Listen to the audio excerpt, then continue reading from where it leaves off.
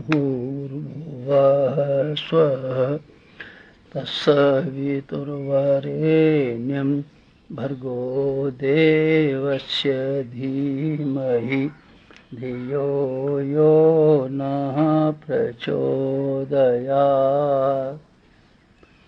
आप इस कल्प साधना के शिविर में जो कार्य कर रहे हैं, इसमें से तपश्चर्या मुख्य है। आप देखते हैं ना, जो कुछ भी आपकी क्रिया करते हैं ये सारे के सारे तपश्चर्या से संबंधित हैं। सब तपश्चर्या से संबंधित है। आपको खान पान के बारे में तपश्चर्या, सवेरे उठने के बारे में तपश्चर्या, पालथी में बाहर के बैठने के बारे में तपश्चर्या, बाहर कहीं घर से बाहर न जाने के बारे में तपश्चर्या, पूरे के पूरे बंधन आपको यहाँ ऐसा अनुशासन लगाया गया है जिसको आप सोच सकते हैं कि आपको तपश्चर्या कराई जा रही है। तब का बड़ा महत्व है। आपको इसलिए नहीं कराया जा रहा है कि आपको हैरान किया जाए, बल्कि इसलिए कराया जा रहा है कि आपको मजबूत बना दिया जाए।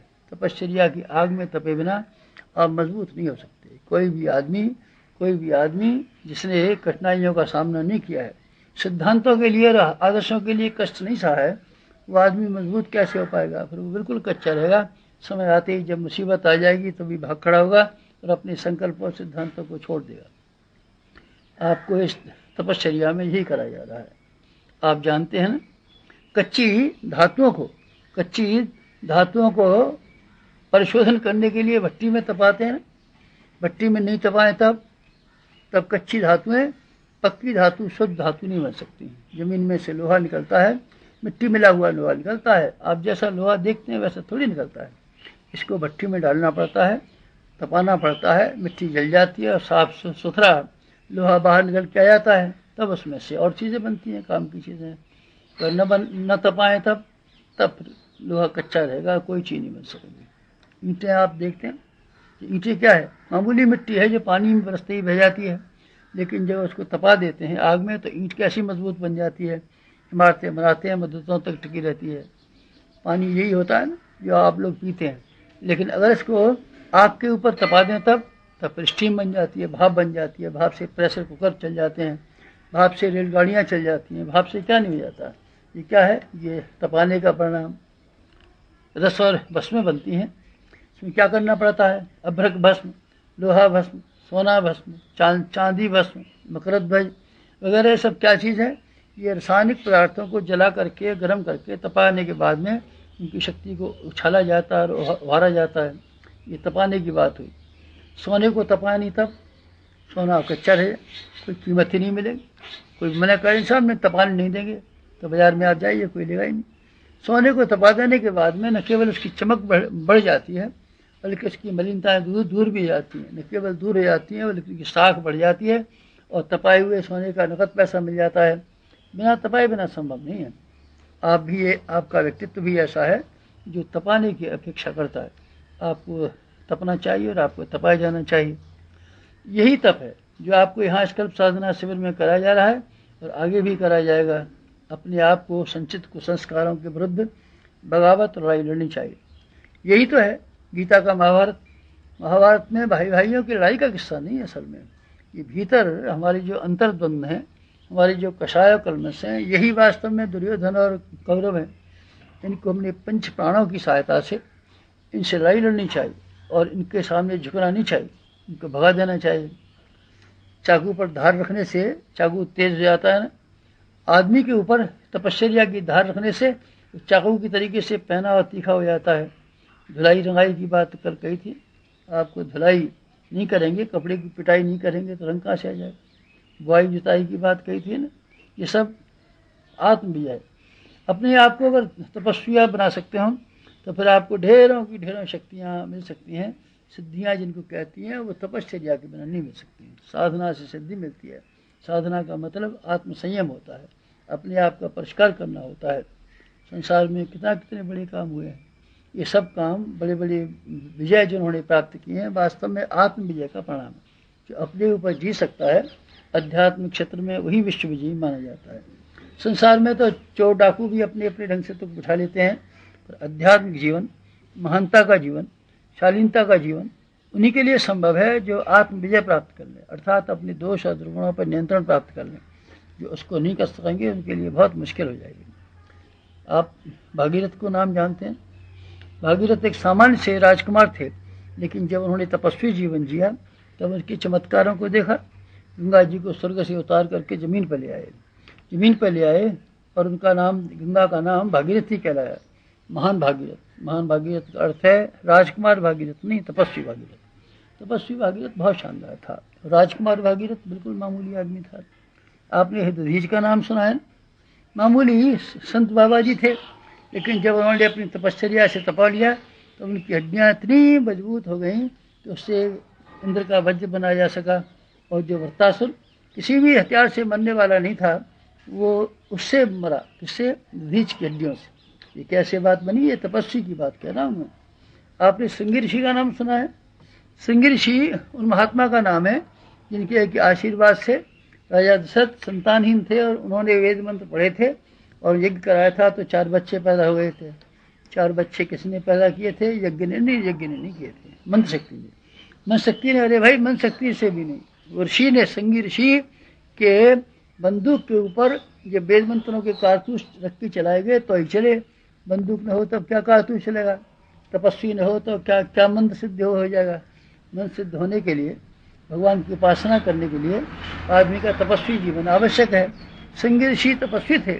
उन्होंने जिंदगी भर में ये नहीं जाना महिला और श्रृंगी जिंदगी भर ये नहीं जाना जायकेदार पदार्थ क्या होते हैं। आश्रम में जो कंदमूल बन जाते थे उसी को खाते थे। ऐसे श्रृंगी ऋषि जिनकी वाणी, जिनकी इंद्रियां, इसका मन सबों से निगृहित था, उनमें ही शक्ति थी कि वो यज्ञ कराएं और उनके बच्चे पैदा हो जाएं। महर्षि वशिष्ठ वो काम नहीं कर सके क्योंकि उनकी शादी हो गई थी और बहुत सारे बच्चे भी हो गए थे। राजा का अन्न खाते थे। जिसने राजा का अन्न खाया और इसके ढेरों के ढेरों बच्चे पैदा हुए, उससे क्या आशा की जाए कि इसके शाप और वरदान सफल होंगे? शाप और वरदान होने के लिए आदमी का तपस्वी जीवन होना बहुत ज़रूरी है। पार्वती जी की तो आप जानते हैं, पार्वती जी एक साधारण से राजा की बेटी थी, हिमाचल राजा की। लेकिन जब उनको तीनों लोकों के स्वामी भगवान शंकर जी से ब्याह करने का मन हुआ, एक ही तरीका था तपश्चर्या से आदमी को ये साबित करना होता है कि हम इस लायक हैं। लायक का आप किस तरीके से पहचानेंगे? किसी आदमी को हम कैसे जान पाएँ कि अच्छा आदमी है कि नहीं, प्रामाणिक है कि नहीं? उसका एक ही सबूत है कि उन्हें ऊंचे सिद्धांतों के लिए अगर मुसीबत उठाई है तो हम ये कह सकते हैं कि तपस्वी है। ऊंचे सिद्धांतों के लिए जिसने मुसीबत नहीं उठाई है उसके बारे में ये नहीं कहा जा सकता कि ये प्रामाणिक है। इस तरीके से पार्वती जी ने अपनी तपश्चर्या के द्वारा शंकर भगवान के सामने ये साबित कर दिया कि वो इस लायक हैं कि उनकी अर्धांगिनी बने। ये तपश्चर्या से संभव हुआ। और आपने कितनों के नाम सुने?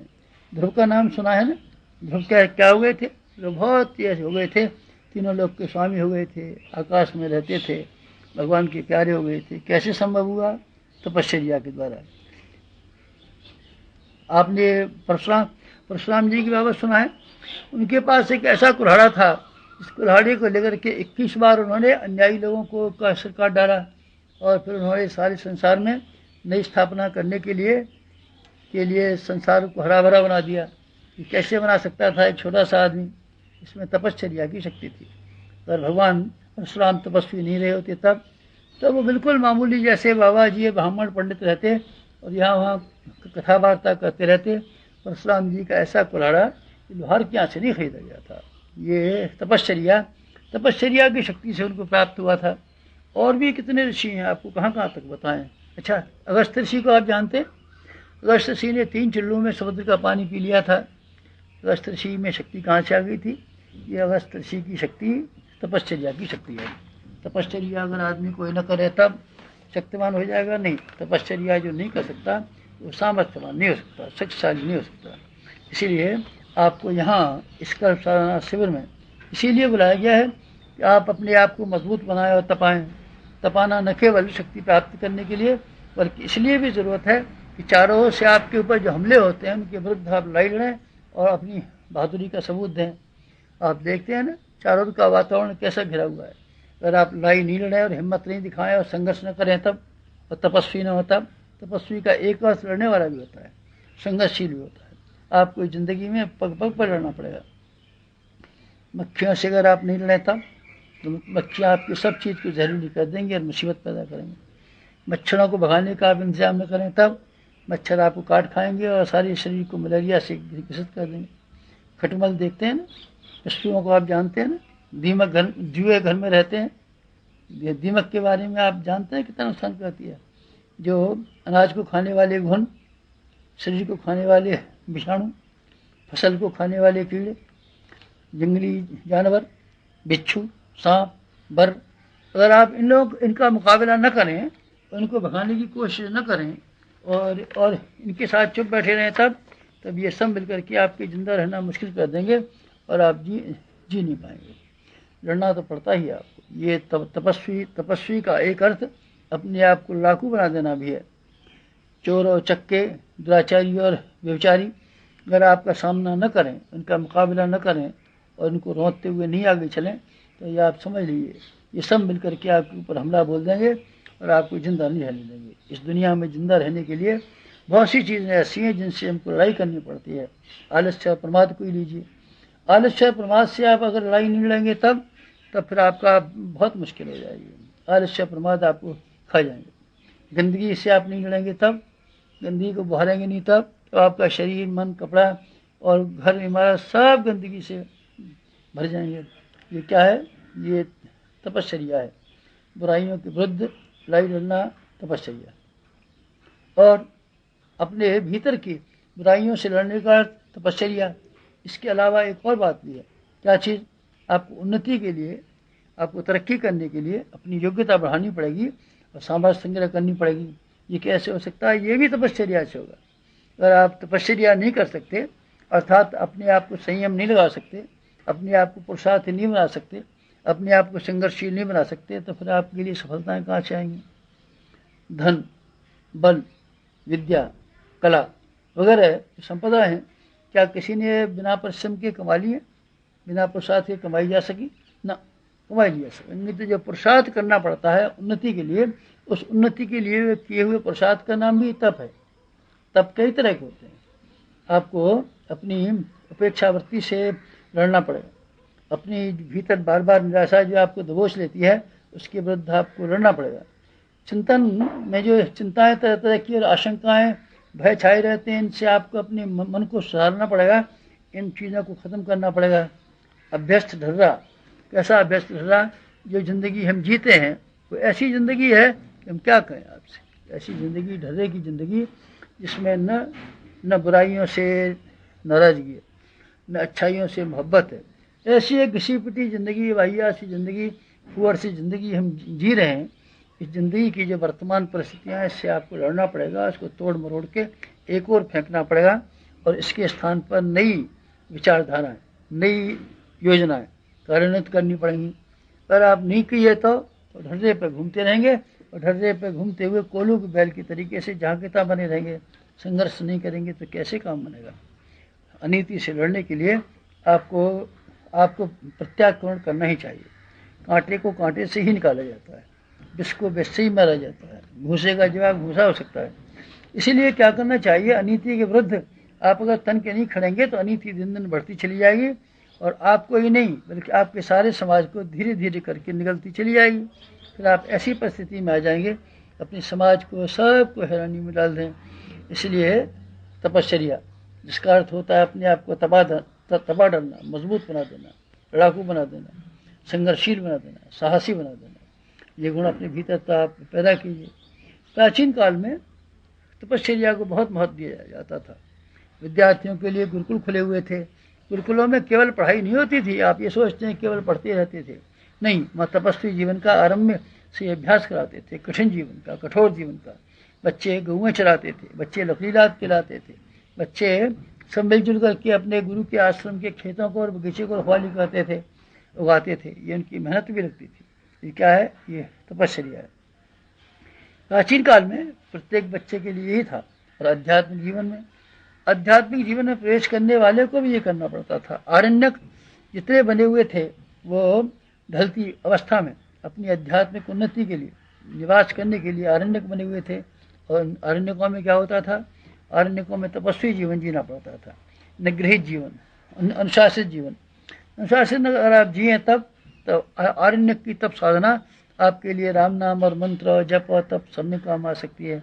लेकिन अगर आपने तपस्वी जीवन नहीं जिया, विलासता का जीवन जिया, मौज मजे का जीवन जिया और ऐसा जीवन जिया जैसे कि बड़े आदमी और संपन्न और स्वार्थी और निष्ठुर जीते रहते हैं, फिर आप एक बात यकीन रखिए, फिर आप ये ख्याल निकाल दीजिए कि हमको ये पूजा करने से ये लाभ मिल जाएगा और भजन करने से ये लाभ मिल जाएगा और ध्यान करने से ये लाभ मिल जाएगा और हमारी कुंडली जग जाएगी। आप कुछ नहीं जगेगा।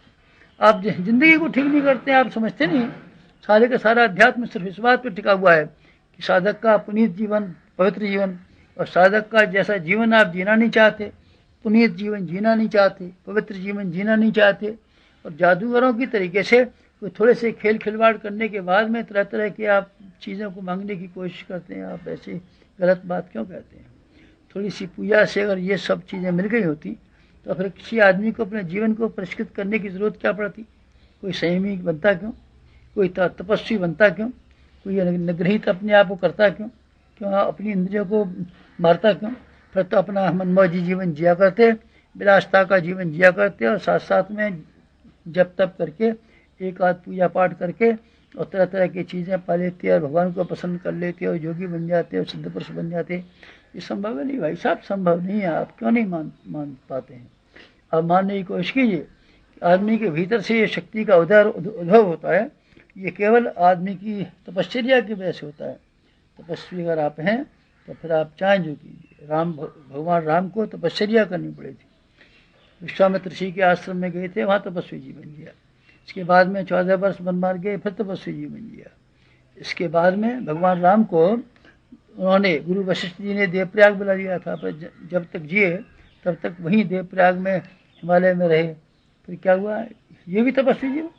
सारा रामचंद्र जी का जीवन तपस्वी जीवन, श्री कृष्ण भगवान का जीवन तपस्वी जीवन, भगवान बुद्ध का तपस्वी जीवन, भगवान महावीर का तपस्वी जीवन।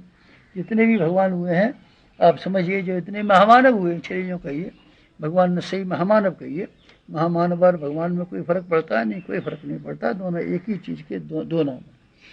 इसीलिए ये सब जो बने हैं सब तपश्चर्या से बने हैं। इंद्र से लेकर के जितने भी ऊंचे पदाधिकारी हुए हैं अपनी तपश्चर्या के बल पे ही इतना ऊंचा उठा सकने में संभव हुए हैं। प्रतीक्षा इसीलिए कराई जाती है। उपवास करने से लेकर धूप में खड़े होने और पानी में चलने से लेकर के कई तरह की आदमी प्रतीक्षा करता रहता है। यह अभ्यास है कि हम सिद्धांतों के लिए कठिनाई का सामना करेंगे। सिद्धांतों के लिए आपको अनीति के सामने झुकने से इनकार कर देना चाहिए। आपको अपने आप को तपाने से, जो अपने मन का कच्चापन आता है उसको मानने से इनकार कर देना चाहिए। और क्या करना चाहिए? और ये करना चाहिए कि आपको पीड़ित और पद्धत मानवता के लिए हिमायत करने के लिए कमर कस के आगे आना चाहिए।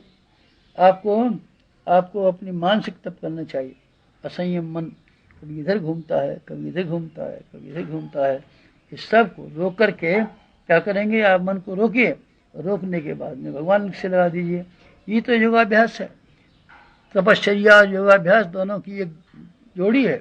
तपश्चर्या का अर्थ है निकाल देना और योग का अर्थ है किसी के साथ में जोड़ देना, भगवान के साथ जोड़ देना। उपासना उसी का नाम है। उपासना का जोड़ देना होता है।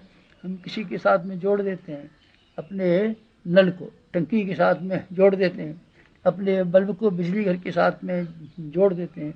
ये जोड़ देना इसी का नाम योग है। अपने आप को, अपने संयम को तपा देने का नाम, गला देने और झुका देने और मिठा देने का नाम तप है। तप और योग इन दोनों की जोड़ी है। इन दोनों की जोड़ी आध्यात्मिक प्रगति के मार्ग पर दोनों कदम साथ साथ बढ़ाने पड़ते हैं, लेफ्ट राइट की तरीके से। एक पैर से आप चलें तब लंबा सफ़र पूरा नहीं कर सकेंगे। एक पहिए की गाड़ी पर चलें तब आप सर्कस में एक चक्कर तो काट भी सकते हैं, लेकिन आप लंबा सफ़र नहीं कर पाएंगे। एक पहिए की गाड़ी किस तरीके से चलेगी? एक पहिए की गाड़ी नहीं चलती है। एक हाथ से ताली बजती नहीं। दोनों की ज़रूरत पड़ती है। आदमी को आध्यात्मिक जीवन में उन्नति के लिए पूजा पाठ तो प्रारंभिक है, बच्चों का है, लेकिन असल में योग और तप का रास्ता अख्तियार करना पड़ता है। योग का अर्थ फिर एक बात समझिए, अपने आप को भगवान के साथ में जोड़ देना। भगवान के साथ जोड़ देने का मतलब है सिद्धांतों के साथ जोड़ देना, आदर्शों के साथ जोड़ देना। और इसके अलावा एक और भी काम करना पड़ता है आध्यात्मिक जीवन के लिए, उसका नाम है तप। अपने आप को तपाइए, अपने आप को गलाइए, अपने आप को सोने जैसा बनाइए, अपने आप को ठीक कीजिए, अपने आप को मुसीबतों का सहने की आदत डालिए। सिद्धांतों के लिए मुसीबत सही है, नीति के विरुद्ध लड़ने के लिए आप मुसीबत सही है। अपनी योग्यताओं को ऊंची उभारने और अपनी क्षमता को उछालने के लिए व्यायाम जैसे बहुत सारे काम करने को तैयार रहिए। ये सिवाय कठिनाइयों का मुकाबला किए बिना और कोई तरीका नहीं। आप कठिनाइयों से मुकाबला कीजिए, लड़िए, कठिनाइयों से बुलाइए, आमंत्रित कीजिए। आप तपस्वी हैं, आप अपने आप को घुला दीजिए, जोड़ दीजिए। स्त्री अपने आप को पति के साथ में घुला देती है, जोड़ देती है। बस आप इसी तरीके से अपने आप को महान सत्ता के साथ में, समष्टि के साथ में, भगवान के साथ में, विराट ब्रह्म के साथ में, या जो कुछ भी दुनिया में महान है उसके साथ में अपने आप को जोड़ दीजिए, अपना घुला दीजिए। फिर देखिए आप योगी होते हैं कि नहीं, और आप तपस्वी होते हैं कि नहीं। कोई तपस्वी और योग टेक्निक नहीं है, नाक में से रस्सी निकालेंगे और एक टांग से खड़े हो जाएंगे। भाई साहब ये टेक्निक नहीं है। अपने मन को और जीवन को एक ढर्रे में, खास तौर के ढर्रे में ढांस लेने का नाम योग भी है, तपस्वी भी है। आप योगी बनिए, तपस्वी बनिए। आप सिद्धांतों के साथ में अपने आप का तालमेल बिठाइए। आप अनीति के विरुद्ध लड़ने के लिए हमेशा तैयार रहिए, झुकिए नहीं, कठिनाई उठाइए, गरीबी में रहिए, मुसीबत सहिए, लेकिन ऐसे काम मत कीजिए जो इंसान को शोभा नहीं देते। तपस्वी जीवन के यही मौलिक सिद्धांत और मूलभूत सिद्धांत हैं। आप इन सिद्धांतों को समझें, तपस्वी बने, और जिस कल्प साधना में आपको तपश्चर्या की ओर प्रेरणा दिलाई जा रही है और स्मरण दिलाया जा रहा है, उसको सच्चे अर्थों से सार्थक करने की कोशिश करें। सवाल।